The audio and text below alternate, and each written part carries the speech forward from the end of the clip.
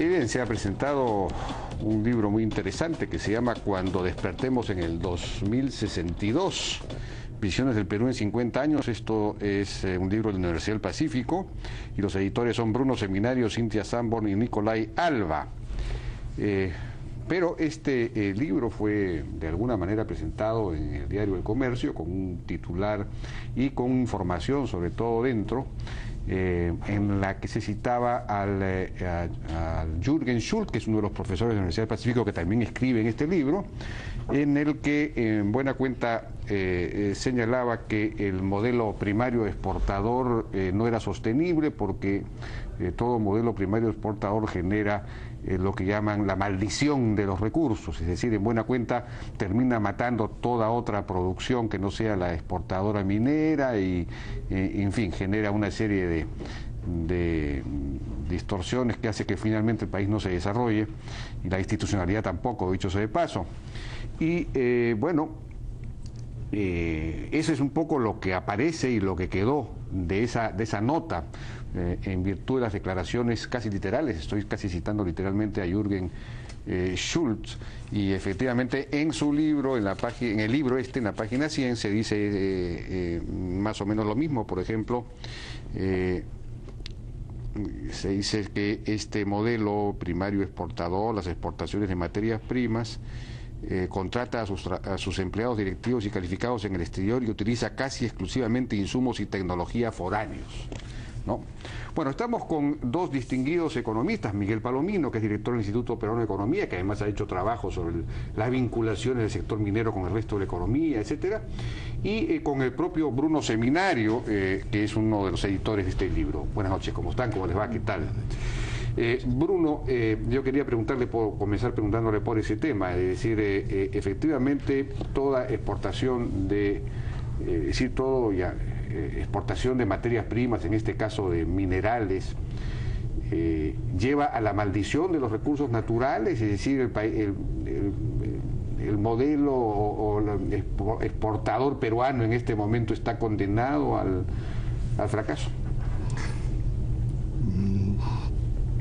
Bueno, eso depende de la política económica en el corto, que tome el gobierno en el corto plazo, ¿no? O sea, hay un conjunto de procedimientos o herramientas de política económica que te permiten cancelar parcialmente el efecto de la enfermedad holandesa.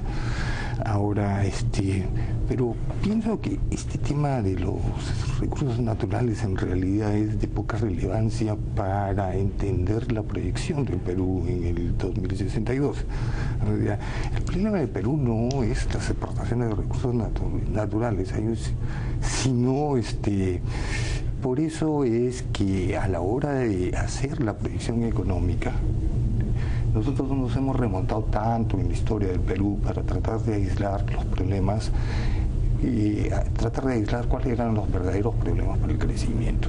O sea, esta proyección se ha hecho considerando la evolución del Producto Bruto Interno, por lo menos desde 1700. Es ahorita, para eso hemos tenido que construir la serie. Que Bruno, no existía sobre eso vamos a regresar, porque eso es su aporte particular, me parece, al libro, ¿no? Usted ha hecho una historia desde hace los últimos 200 años, en buena cuenta. El problema es que esta cosa de recursos naturales, que nosotros llevamos exportando materias primas por lo menos desde 1600. Y básicamente estamos manteniendo la misma composición del sector primario exportador desde 1600. Esto puede ser una afirmación extraña, pero en realidad estos dos puntales que observamos en el sector primario exportador, que son metales o productos agropecuarios, comienzan a aparecer desde fecha temprana. O sea, entonces hemos estado cambiando. Lo que varía es la composición de los productos de exportación. Exportamos metal, antes exportábamos plata, oro, después hemos exportado guano, después exportamos metales, etcétera. Y exportaciones agrícolas, ahora estamos exportando productos agroindustriales, pero esos productos agroindustriales también los exportamos en 1650. O sea, entonces el patrón en realidad no es nuevo. ¿Ya? Tampoco podemos decir en base a la evidencia empírica que no produce crecimiento, ¿ya? Y no creo que produce largos periodos de crecimiento. ¿ya? Que tienen más o menos, en promedio, van a tener una duración de 40, 50 años. ¿Ya? Lo que sí se nota es que esos largos periodos de crecimiento se interrumpen. ¿Ya? Y se interrumpen de una forma más o menos abrupta, violenta, por distintas causas. ¿Ya? Entonces, ahora, ¿por qué se interrumpen? Esa es la pregunta a contestar. O sea, no necesariamente por razones de corto plazo. La maldición de los recursos naturales se refiere a un deterioro de tipo de cambio real. O sea, y que produce un sesgo muy fuerte en el sector nacional. Es un poco lo que está pasando hoy día. Luego, desde que se inicia la crisis, desde el 2008, estamos observando manifestaciones fuertes que te llevaría a pensar de que está funcionando, que hay un sesgo demasiado en el sector no transversal de la economía. El ejemplo típico es el boom en construcción, los precios en las propiedades hipotecarias, y que es un desarrollo peligroso. Digamos, el precio de los terrenos y los edificios están alcanzando precios que no parecen razonables, ¿no? O sea, digamos, basta con saber que un precio de un departamento en San Isidro está costando más o menos igual que un castillo en Escocia para entender que hay una distorsión en determinados distritos.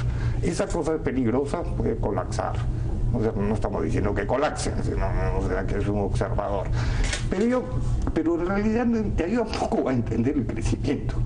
Bueno, creo que, o sea, el tema central de lo que decía o de lo que dice en su capítulo en el libro Jürgen Schult es que cuando uno tiene muchos recursos naturales, va a acabar usándolos mal, van a llevar a la sociedad por el mal camino, digamos, y vamos a acabar siendo que la riqueza nos va a volver pobres. Es casi literalmente lo que sale en el texto, además, en un momento. Es un poco como esa historia que se cuenta que las familias que son muy ricas, como la tienen muy fácil, acaban desperdiciando el dinero y después acaban pobres. Eso puede ser cierto, puede ser que una familia que tenga mucho dinero y por tenerla muy fácil no sepa utilizarlos y acabe pobre. Eso puede ocurrir, además hay casos en que ocurre. Pero en modo alguno quiere decir que si uno es rico va a acabar pobre o que todos los ricos van a tener nietos pobres. Lo que en realidad quiere decir es que si uno tiene muchos recursos y los usa bien, entonces le va muy bien. Si uno tiene muchos recursos y los usa mal, entonces le va mal. Pero para Jürgen Schult siempre va mal. Claro, pero es que para comenzar, el mismo Jürgen sabe perfectamente que eso no es verdad, no es que siempre va mal. Hay casos muy claros de países que se han basado en sus recursos naturales y les ha ido muy bien, como Australia, Canadá, Noruega, Finlandia. Eso no faltan los casos, ¿no? Sus exportaciones siguen siendo predominantemente de recursos naturales y son países desarrollados. Sí, Canadá no creo que ya, por ejemplo, no, pero en algún momento lo fue. Canadá tiene 42% de exportaciones de recursos naturales. Sí, pero bueno, el elemento central de nuevo no es tanto si uno tiene o no, sino que si uno usa mal los recursos, entonces le va bien. Y si uno usa bien los recursos, entonces le va bien.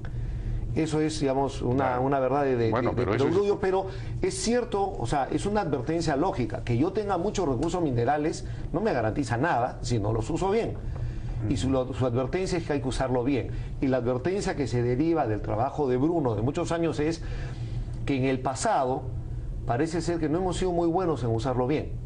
Pero entonces el riesgo es, hay que ser alertas a este tema y hay que saber usarlo bien. Y yo creo que no lo estamos haciendo muy bien, pero tampoco lo estamos haciendo tan mal. En otras palabras, yo no veo nada que me diga que el boom de exportaciones que hemos tenido acá va mucho más allá de las primarias. Este no es un modelo primario exportador, como dicen, ¿no? Que va mucho más allá de eso. Está teniendo toda una serie de efectos y se está utilizando de una manera que estamos progresando y está sacando al país adelante en muchos sentidos. Se puede hacer mucho mejor y yo creo que en ese sentido las advertencias que serían del trabajo de Bruno son muy válidas. Hay mucho más que podemos hacer para hacerlo bien, pero en modo alguno esto está condenado al fracaso, ni hay indicios de que estemos camino al fracaso además. Quería preguntarle a Bruno, estos ciclos que Bruno identifica largos de 50 años, en fin, y a partir del año 30, 32, me parece, normalmente en promedio, pues que de alguna manera se interrumpe el ciclo de crecimiento. En el caso del Perú, la última vez que se interrumpió no fue por causas endógenas del modelo, sino porque se cambió de modelo económico, se pasó a un modelo proteccionista, estatista, se estatizó todo, es decir, el modelo que instituyó Velasco. Eso interrumpió y generó, digamos, una crisis de la que nos recuperamos cuando nuevamente regresamos a un modelo normal. No, si el problema fuera simplemente que el ciclo de crecimiento se interrumpe por un cambio de modelo, sería muchísimo más simple. La receta sería bastante, o sea, no cambiar el problema es un poco más complicado. O sea, el ciclo de crecimiento se comienza, el último ciclo de crecimiento, o sea, se inicia más o menos después de la Gran Depresión, 1930, que viene el ciclo de Odría. Aquí la primera señal fuerte de interrupción de ese ciclo fue la interrupción de la inversión extranjera, que había crecido en la época de Odría, simplemente dejó de crecer. O sea, y las tasas de inversión en ese periodo ya descendieron fuertemente. O sea, eso fue ante ese descenso en las tasas de inversión, que fue más o menos generalizada en el sector primario exportador, se generó un fuerte excedente invertible. Ahí esa fue la causa principal de que el Estado comenzara a crecer en la época de Belaúnde. Tú más o menos fuiste educado en esa época, dijiste que la receta fue esa, y esa fue la expansión del Estado que se genera en la época de Belaúnde. Lo que vino después con Velasco fue se reforzó esa tesis, y la administración del gobierno militar tenemos pues que no fue muy efectiva y produjo todo lo contrario. Ahora, el problema es que efectivamente aquí hay mezcladas, lo que tenemos que entender que aquí hay mezcladas distintas fuerzas, que no necesariamente las más importantes son las políticas. ¿Ya? En mi opinión hay hasta 4 fuerzas mezcladas que las tomamos como eso. Un componente importante es el demográfico, que no se toma en cuenta. ¿Ya? Y que es perfectamente predecible, y que te condiciona básicamente todos los programas de inversión. Ya la mayor parte de los programas de inversión en participación, lo más importante es la inversión en infraestructura. ¿Ya? Y eso está vinculado a la población. Esa es la primera fuerza que hay que entender. ¿Y por qué hay que entenderla? Porque esa fuerza está cambiando. Ya en la década y está cambiando no necesariamente en una dirección expansiva, sino una dirección que te tiende a contraer el crecimiento. ¿Ya? En la época que estamos hablando de 50 estábamos en plena explosión demográfica, y ahora estamos precisamente en la cuestión anterior. Estamos en plena implosión demográfica. ¿Ya?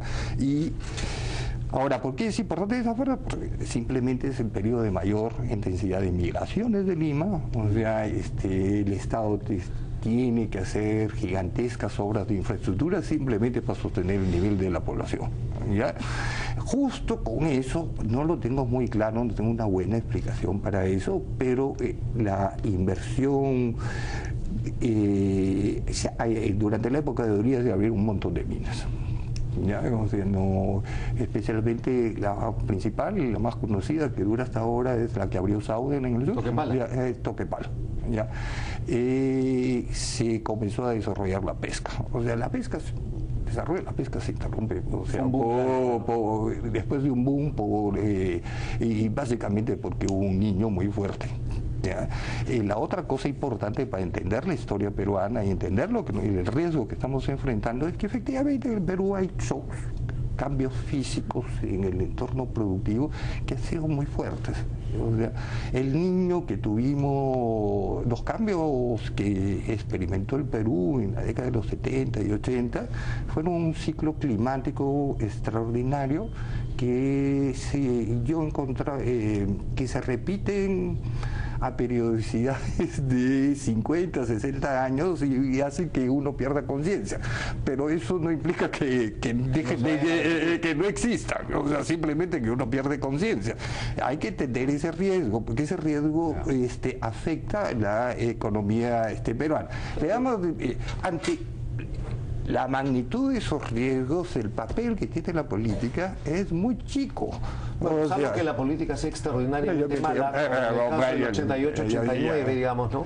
Donde en tu mismo capítulo, Bruno, notas que esa es una crisis donde el factor más grande fue muy mala política. Pero, por ejemplo, hablando de la maldición de los recursos naturales, el caso de Venezuela, que ahora está justamente en el tapete. Ahí hay la combinación de mucho ingreso de dólar por la exportación petrolera, con un modelo económico también excesivamente, no sé, controlista, en donde incluso un dólar ya naturalmente barato se abarata aún más políticamente para importar bienes de consumo. Entonces se destruye políticamente, ya no económicamente, toda otra producción que no sea la petrolera. Entonces eso es la maldición de los recursos naturales engendrada por una política, no por la excesiva dotación de ese recurso. Pero justamente un poco el punto que estaba diciendo Bruno antes es la supuesta maldición de los recursos naturales. Solamente quiere decir que si tú tienes una gran abundancia de ciertos recursos, va a haber algunas tendencias con las cuales vas a tener que lidiar para que la cosa camine bien. Si manejas muy mal esas tendencias, la cosa no te va a ir bien. Si lo manejas bien, no tiene por qué irte mal, porque tener muchos recursos es mucho mejor que no tenerlos. Claro, pero eso es muy distinto a lo que decía en la nota, pues, ¿no? La nota del comercio que... Es que lo que pasa es que los periodistas entienden de forma bastante deficiente las afirmaciones probabilísticas que hacen los economistas. Cuando los economistas dicen que hay que colapsar, la cosa que puede, que va a haber un colapso, o sea, en realidad están diciendo que puede haber un colapso porque hay un conjunto de indicadores, o sea que te predispone hacia eso. O sea, que ahora... No pero están diciendo que no se puede evitar. Pero además, específicamente para ir a esa nota del comercio y lo que acaba de decir Bruno, para que veas que estamos los dos en total acuerdo sobre este tema. En el trabajo de Bruno, en el capítulo que escribe Bruno, que además es editor del libro, él toma un estudio, se estudia los últimos 210 años de historia económica del Perú, identifica que hay ciclos en el Perú, como lo hay en casi todos los países del mundo, identifica más o menos qué duración tienden a tener en promedio, sabiendo que es promedio porque la duración fluctúa mucho, y usando ciertas técnicas estadísticas y un poco de sentido común y lo que fuera. Estoy muy agradecido. Gracias, Estudios. El presidente de la República, Ollanta Humala, participa de este homenaje por el Día de la Mujer en el Coliseo Eduardo Dibós de San Borja. Escuchemos. Es importante este reconocimiento a nuestra mujer, a la mujer peruana y en general a la mujer en el mundo, porque quizás ya se ha dicho, pero siempre es bueno hacer recordar particularmente a los hombres el rol que le toca a la mujer, particularmente en las zonas más pobres del país, que es donde son las que van llevando a los hijos, cargan toda la actividad doméstica, aseguran el alimento, la nutrición, la educación, la formación de valores de nuestros hijos. Si hiciéramos un análisis de la familia peruana, estoy seguro que la mayoría es la madre con hijos, la madre que fue abandonada por el padre o por búsqueda de trabajo, el papá tiene que emigrar y deja a la madre con los hijos. Esa es una realidad que hoy día constatamos y que tenemos que ver cómo articulamos políticas de empoderamiento de la mujer. La mujer ha ido avanzando en su rol social, económico, político durante décadas. Hace 30, 40 años no había el voto para la mujer. Y hoy día vemos cómo la mujer participa en actividades que antes eran solamente para el hombre, como es su participación en las Fuerzas Armadas, en la Policía Nacional del Perú. Hoy día tenemos a la mujer que va participando en diferentes actividades y lo hace tan igual o mejor que un hombre. Hoy día tenemos que mirar hacia el futuro. ¿Cuál es el espacio que debe tener la mujer en el Perú? Y creemos que es el espacio que se va ganando día a día y que el Estado tiene la obligación de abrir todas las actividades, todos los campos para que participe la mujer. Empezando por la educación, porque necesitamos educar a nuestras hijas en las zonas rurales, en los barrios marginales, para que tengan las mismas oportunidades que los varones, para que puedan ser profesionales y puedan aportar a la economía nacional y a la economía familiar.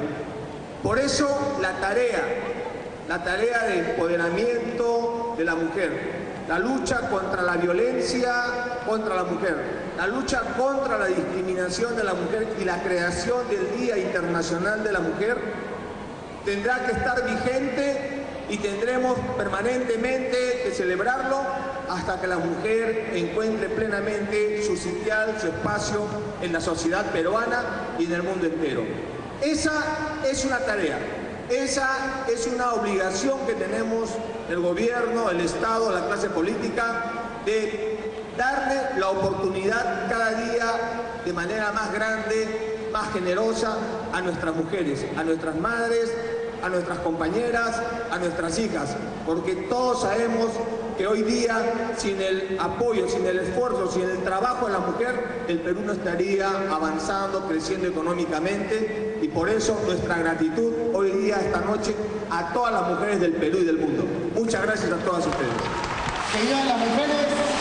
Intervención del presidente de la República, Ollanta Humala, en este homenaje por el Día de la Mujer en el Coliseo Eduardo Dibós de San Borja. Vamos a seguir ahora con la Hora N. Que nos acompañan el día de hoy y a los ojos... Es solamente una modelación de cómo podría ser con ciertos supuestos estadísticos para tener una idea general del tipo de tendencias que se tienen. Lo toman en el titular como el modelo colapsará y tal fecha. Obviamente Bruno no puede decir, ni nadie puede decir en qué año va a colapsar o no ningún modelo, eso es imposible, mucho menos decir que en 15 años va a ser así. No, pero hay una carga respecto del tema del modelo primario exportador. Y esa es una pregunta que quería hacerles porque Bruno sostiene directamente también que en realidad seguimos exportando solo materias primas. Pero si uno observa las exportaciones llamadas no tradicionales, estas han crecido en los últimos 20 años en volumen a tasas anuales promedio 3 veces superiores a las mineras. Entonces hay una tendencia, no en precio, porque en precio los minerales se han disparado, pero en volumen hay un crecimiento mucho mayor de las que llamamos no tradicionales. Lo importante de eso es que, si bien todavía las exportaciones mineras y tradicionales siguen siendo preponderantes, la tendencia actual es a que cada vez sean menos preponderantes. Si esa tendencia pese a la gran inversión minera. Y es lo que estamos viendo ahorita. Si esa tendencia se mantuviera, entonces saldríamos, justamente dejaríamos de lado esa regularidad histórica que ha encontrado Bruno, de que en general no hemos salido. Lo importante es poder salir. Es que el punto de discutir es si efectivamente esa tendencia es sostenible.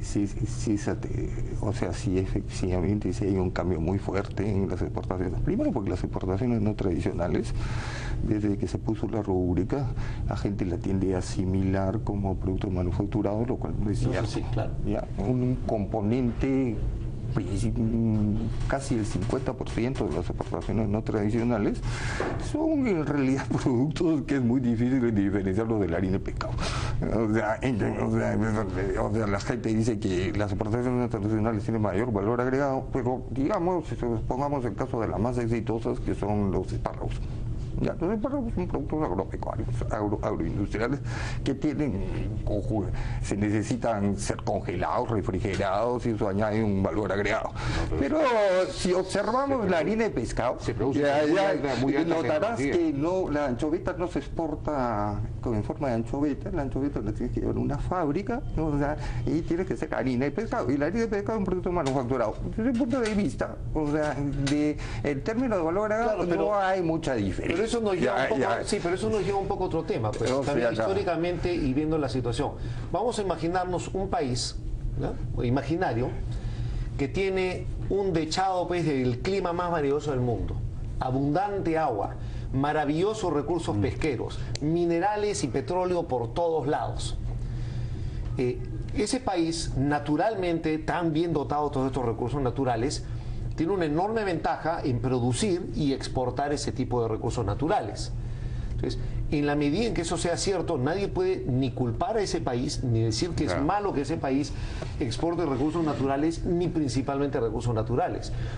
El problema sería que ese país no puede hacer nada más, o que esa exportación de recursos naturales de alguna manera te está frustrando otro desarrollo, que es lo que yo estoy diciendo justamente no está ocurriendo. En el libro de Jürgen, por ejemplo, dice, como creo que tú citaste, ¿no?, en la página 100, que el minario, los exportadores mineros utilizan casi exclusivamente insumos y tecnología foráneos.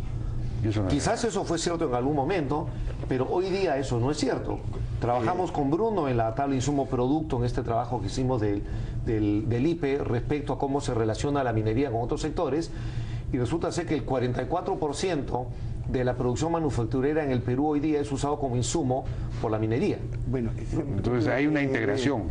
Y eso fue el 2007. Y se genera y esa cifra se compara con 3% antes, ¿no? En realidad, o sea, los sectores exportadores en el Perú siempre han estado integrados. Nunca han utilizado tecnología exclusivamente foránea, excepto que incluíamos como insumo al dueño, ¿no?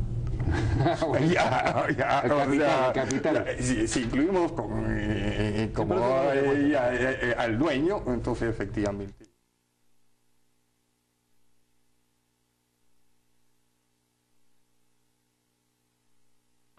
Nuestra victoria frente al odio de ellos es la paz.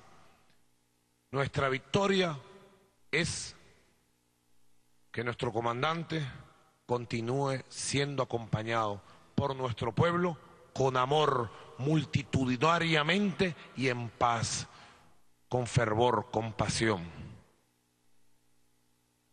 Por eso ellos pretenden inocular el veneno del odio, de la provocación. Pobres ellos, pobrecitos, pobrecitos. No conocen la paz y la satisfacción que da en el alma sentir el amor que sentimos nosotros por esta patria y por este hombre, porque a nuestro comandante nosotros lo amamos profundamente. Ahora vamos a proceder a cumplir una de las órdenes de nuestro comandante también. De manera fervorosa lo vamos a hacer, que es a la juramentación inmediata del nuevo vicepresidente ejecutivo de la República Bolivariana de Venezuela, nuestro ministro de Ciencia y Tecnología, Jorge Arriaza, para que de manera inmediata asuma funciones al frente de este cargo. Faltaría un micrófono, compañero.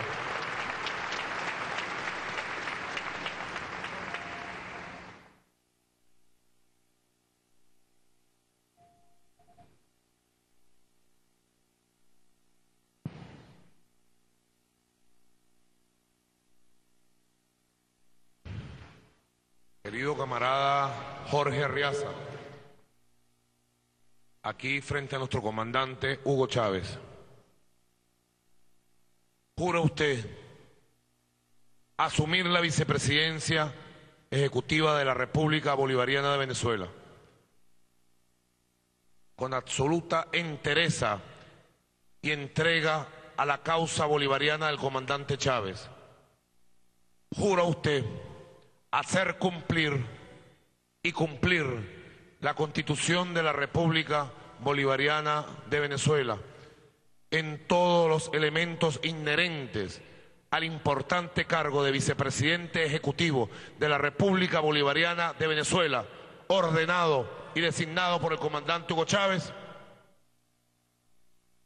No solo lo juro, camarada Nicolás, presidente, lo juro como le juré al comandante en sus últimos minutos y segundos de vida, cuando le pedí que se fuera tranquilo y le prometí, le juré en nombre de todo un pueblo que nosotros culminaríamos la lucha del libertador Simón Bolívar y que cuando se reencontrara con él en esa dimensión donde se encuentran, le dijera al libertador que nosotros culminaremos sus luchas, que nosotros lograremos la independencia definitiva, que nosotros construiremos el socialismo, que nosotros haremos de nuestra Venezuela un país potencia, que nosotros haremos que el nuevo orden internacional sea justo, sea equilibrado y que nosotros contribuiremos y daremos nuestro aporte para salvar la especie humana y la vida en el planeta, en la Pachamama. ante mi padre, el comandante presidente Hugo Chávez, líder supremo de la revolución bolivariana y líder de las revoluciones de este momento histórico de la humanidad, lo juro.